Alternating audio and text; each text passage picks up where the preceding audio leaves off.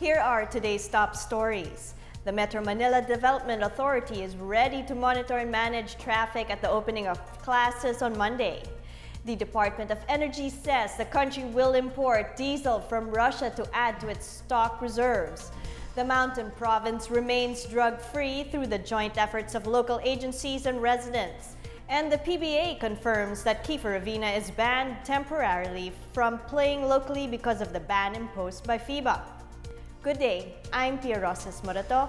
Welcome to the PNA Newsroom.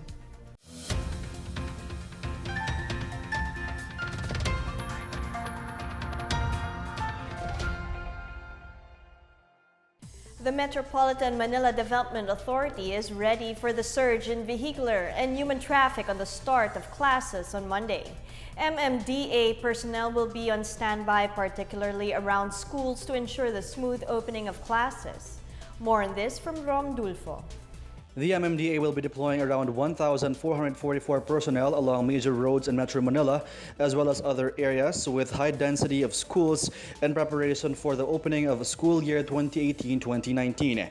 MMDA General Manager Jojo Garcia says traffic personnel will be deployed at the University Belt in Manila, Katipunan Road, and Epifanio de los Santos Avenue, particularly in the traffic-prone areas of Cubao, Aurora, and Balintawak Cloverleaf.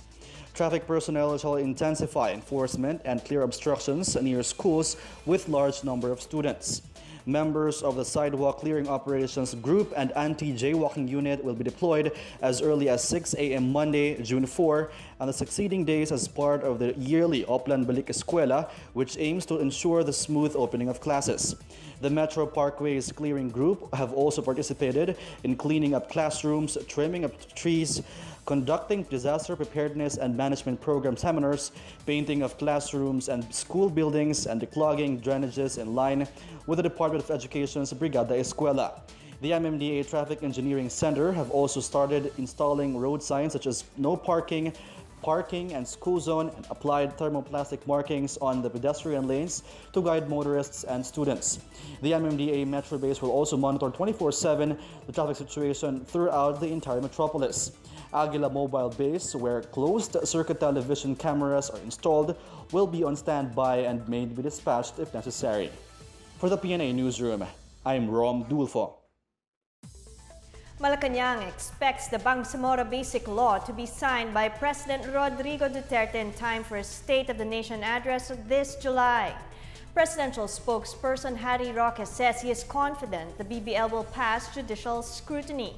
He adds that lawmakers have been meeting with the Moro Islamic Liberation Front in preparation for the signing.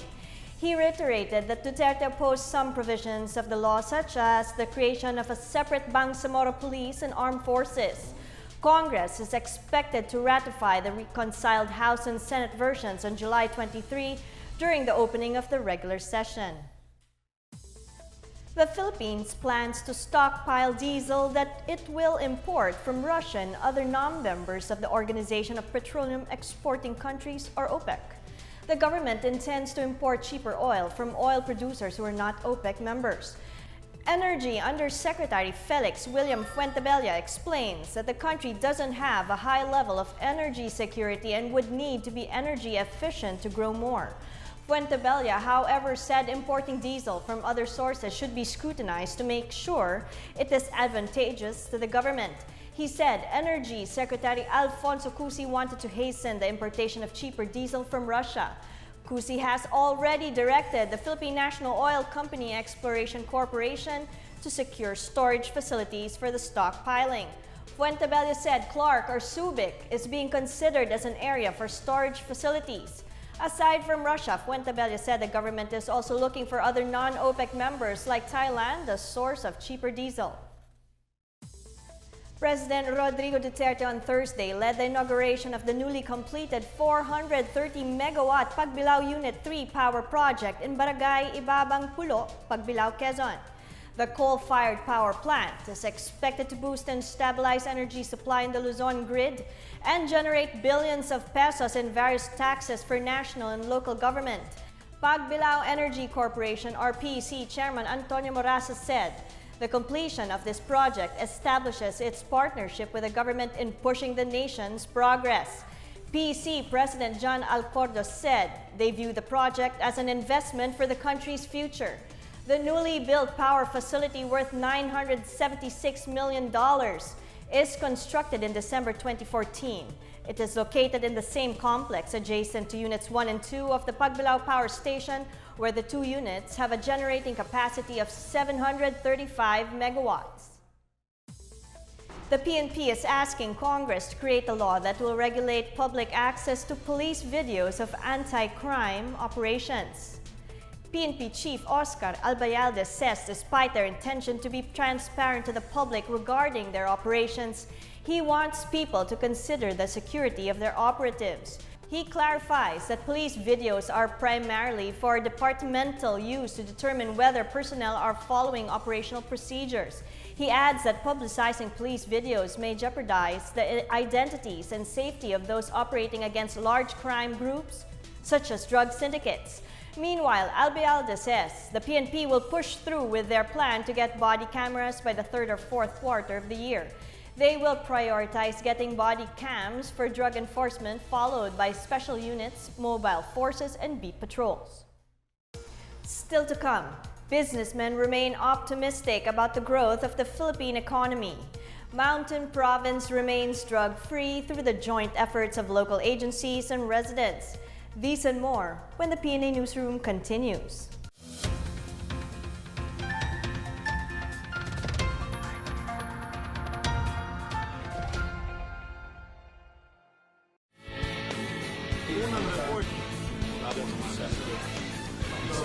This is Secretary Martin Andanar, and you're watching.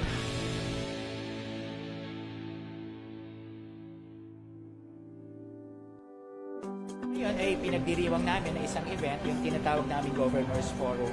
Itong Governors Forum is an initiative of the Philippine Health Insurance Corporation kung saan pinatawag namin at nakikipag-usap tayo sa isang stakeholder natin, isa sa mga stakeholder natin. Ito nga yung ating mga local chief executives, and this time, it is with the governor. This is now forging ties with our stakeholders to make our partnership better and more efficient. Alam naman po natin na ang mga local government ang siyang nagbibigay ng serbisyo para sa mga miyembro ng PhilHealth. Our lives begin and end with health. It is the natural state of wholeness, proper condition, sound body, mind, the fundamental element for survival and growth. Without health, the human organism deteriorates and is not able to function. With this objective, your theme, Kalusugan Mo, Sagot Ko, is indeed our duty call. That summarizes Secretary Bongo's message. Open your hearts and your hands for the health and wholeness of our people and our nation. Thank you. Go, Philippines, go.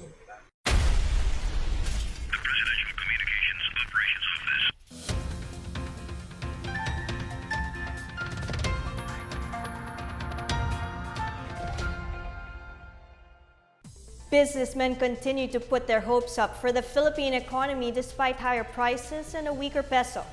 More on this from Miguel Hill.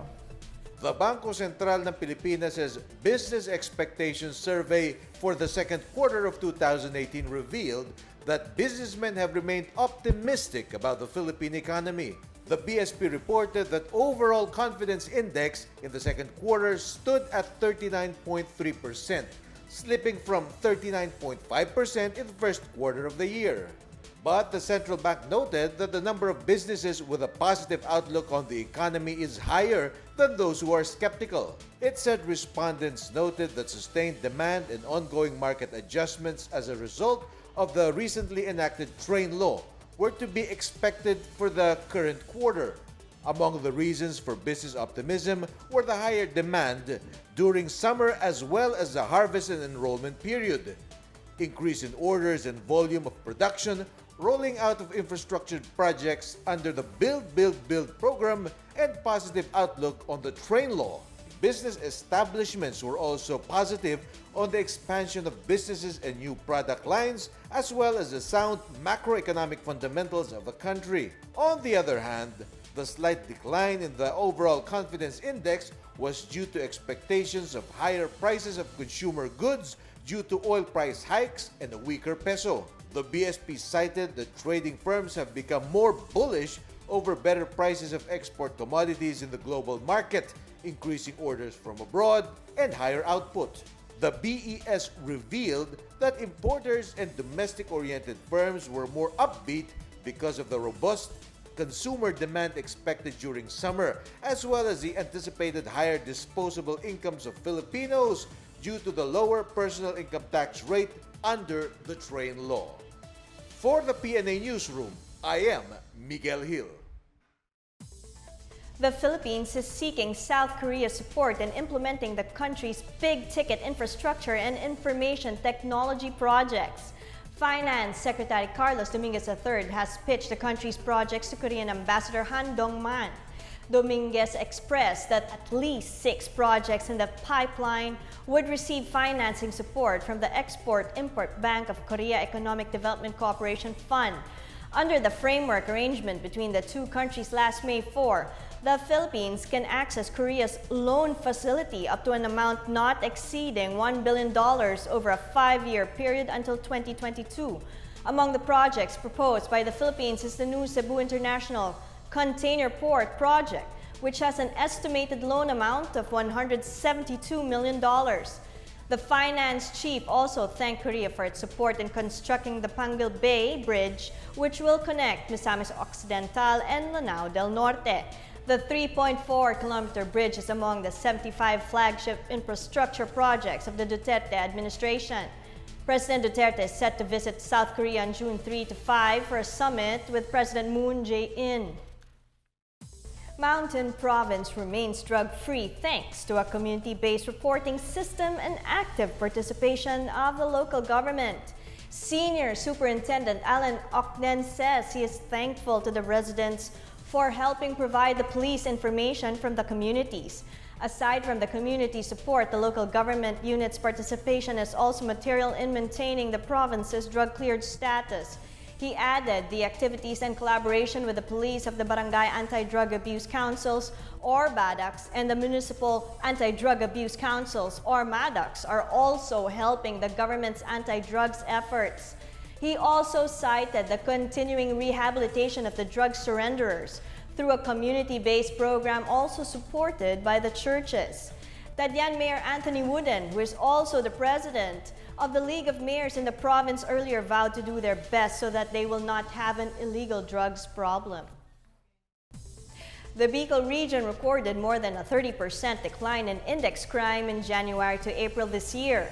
PNP spokesperson Senior Inspector Maria Luisa Calubakib reports that total index crimes dropped to 1,779 cases in the first 4 months compared to the same period last year. In January to April this year, theft and physical injuries topped the total index crimes, followed by robbery, rape, and murder. Calubakib attributed the decline to police actions taken during investigations that led to high crime solution efficiency and active police-community relations. Meanwhile, Catanduanes is the only province where index crimes have increased, while those in Albay, Camarines Norte, Camarines Sur, Masbate, and Sorsogon decreased during the 4-month period. Naga City had an average monthly crime rate with 52.39%. Murder cases in Masbate had increased the number from 39 cases last 2017 to 54 this year, with some related to the last election period. The local government of Lanao del Sur is teaming up with the private sector to promote and teach hybrid rice farming to local farmers. More on this from Lu Antonio. Some 50 local farmers in Bubong, Lanao del Sur benefited from the 50-hectare hybrid rice technology demonstration farm of SL Agritech Corporation in Barangay Pantar. As part of the rehabilitation efforts for Marawi City, SL Agritech Corporation partnered with Go Negosyo and provincial government of Lanao del Sur with the aim to provide farmers with knowledge and skills on hybrid rice technology and educate them on proper farm management to help them achieve good yields. Apart from technical assistance, financial assistance through seeds and fertilizers were also distributed. In a grand harvest festival held last Tuesday, Frisco Malabanan of SL Agritech Corporation believed that farmers are able to follow the technology for the development of their community. Meanwhile, Jingay Hontiveros Malvar of Go Negosyo hoped that farmers will be able to manage well what they have started, business and agriculture. Siba Dito Kalan, one of the farmers, expressed his gratitude for the help and knowledge they have received from SL Agritech Corporation. According to him, Salamat po sa yung Agritech company dahil yung mga pagsasaka namin malaki ng increase ng income tungkol sa talaga naman malaki ng nakita namin ng pag-aani. Nakaiba naman na yung seeds na tinatawag na native. Mag-unity, ayan, pagsabay-sabay lang. Ako pa rin na yung mga kababayan, mga kamag-anak namin. Ang makaani ng malaki, yan po. SL Agritech Corporation, Go Negosyo, and the provincial government of Lanao del Sur also plan to replicate this project to other areas of Lanao del Sur. For PNA Newsroom, Lu Antonio, Philippine Information Agency. Up next, the PBA confirms that Kiefer Ravena is banned temporarily from playing locally because of the ban imposed by FIBA. Devotees in Batok, Ilocos Norte celebrate the coronation of La Virgen Milagrosa de Badoc. These and more when the PNA Newsroom returns.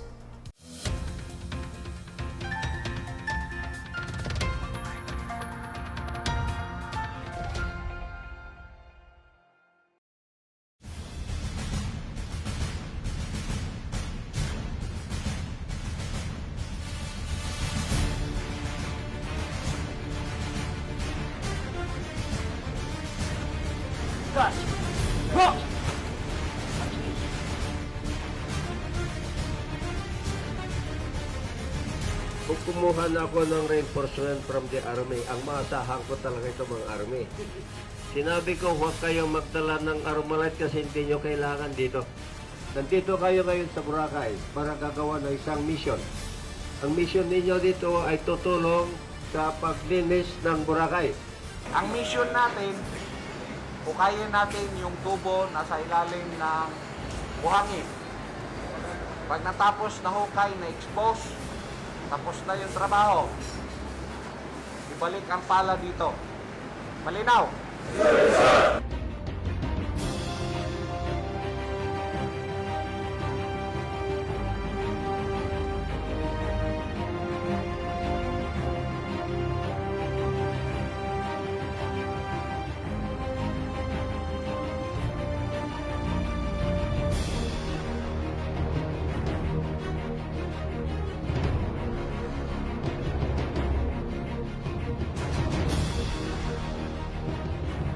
Itong mga gumawa ng kalokohan, kunin natin kung anong kumpanya yan, establishment na yan. Papailan natin ng kaso kagad.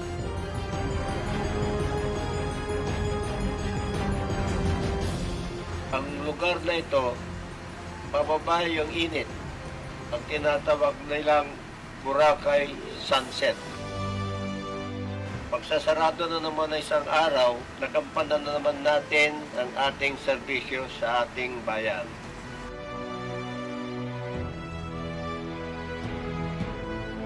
So nandito kayo ngayon, dito sa harapan ng the best beach in the world, Boracay.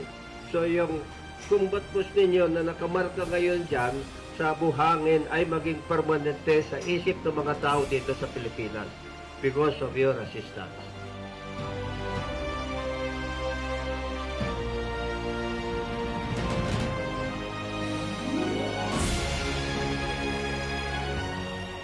And before we welcome you to the military in July, you do something very noble.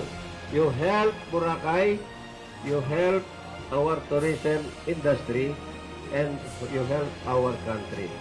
Bagsak!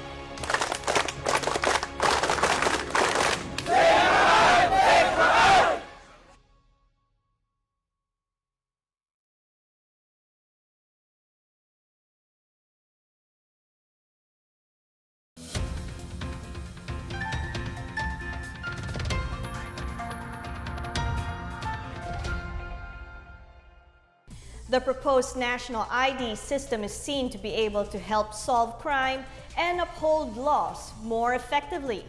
Interior OIC Secretary Eduardo Año says the system can help local government units and the PNP maintain order by detecting and pinpointing persons of interest. Año urges critics to consider the national ID system's function to assist law enforcement and public safety. He believes that only those who are hiding something are afraid to be scrutinized, are resistant of the idea of a national ID system. The PBA confirms that Kiefer Ravena has also been banned from playing with the NLEX Road Warriors. Sangguniang Basketball ng Pilipinas President Al Panlilio says the 18-month ban imposed on Ravena will be by FIBA spills over to the club leagues he is playing with. He also added that Ravena cannot attend the Road Warriors practices during his ban that will last until August 24, 2019. This basically means that Ravena will miss the remainder of what's been a stellar rookie season for him as well as most of the 2019 season. Panlilio, however, clarified that Ravena can attend activities that relate to anti-doping. On the other hand, PBA Board Chairman Ricky Vargas said while the board took the decision of FIBA as very serious, they still respect the decision. Thousands of devotees have flocked to Ilocos Norte to witness the coronation of La Virgen Milagrosa de Badoc. The image is hailed for its miracles and for inspiring love and devotion to the Blessed Virgin Mary among Ilocanos. More on this from Janice Cave. Residents of Badoc, Ilocos Norte sang and danced for joy following the crowning of the image of the Blessed Virgin Mary carrying the infant Jesus in her arms by mandate of the Holy Father Pope Francis. For church historian Father Danilo Laeda, a native of Badoc, devotion to the miraculous image of the Blessed Virgin Mary began in the 1980s. It is believed that she chose to be enshrined at the St. John the Baptist Parish when fishermen found the image in a wooden box said to have drifted ashore from Japan. According to Laeda, the solemn coronation of the image of the Blessed Mother in 1980 and in 2018, or 37 years later, shows that the Church recognizes the image as a center of devotion. Archbishops Luis Antonio Cardinal Tagle and Orlando Cardinal Quevedo led priests and thousands of parishioners in a mass held at the St. John the Baptist Church. Cardinal Quevedo, who is a son of Sarat, Ilocos Norte, enjoined people to emulate in words and in deeds the servanthood of La Virgen Milagrosa before God. More than a liturgical ritual, Ilocanos acknowledge the significance of the pontifical coronation as a show of love and devotion to the Virgin Mary, who is revered as Queen of Heaven and Earth, protector and inspiration to mankind. For the PNA Newsroom, I'm Janice Cave. Two low-pressure areas embedded along the intertropical convergence zone will continue bringing scattered rain showers in the country. State Weather Bureau Pag-asa says that two LPAs were last observed west-southwest of Puerto Princesa City, Palawan, and east-southwest of Hinatuan, Surigao del Sur. Visayas and Mindanao will have cloudy skies with scattered rain showers and thunderstorms caused by the ITCZ, while Palawan will experience moderate to occasionally heavy rains and thunderstorms due to the LPA. Other parts of the country may experience partly cloudy to cloudy skies with isolated rain showers due to localized thunderstorms. Let's check out the weather forecast from Metro Manila and the rest of the country.